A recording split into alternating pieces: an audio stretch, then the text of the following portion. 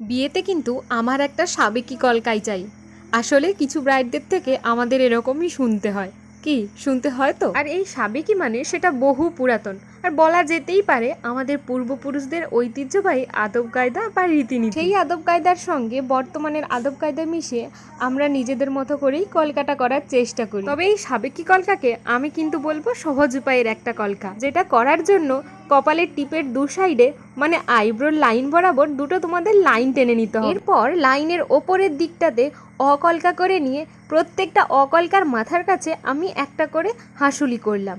তোমরা চাইলে তোমাদের যে স্ট্রোকটা খুব সহজ লাগবে সেটাও করতে পারো, কিন্তু আমি বলবো আমি তোমাদের ভিডিওতে যেভাবে দেখালাম সেটা যদি তোমরা একবার চেষ্টা করো এটা কিন্তু খুব কঠিন মনে হবে না, কারণ নিচের দিকটাতেও আমি তেঁতুল পাতা স্ট্রোক করেছি, যেটা খুবই সহজ।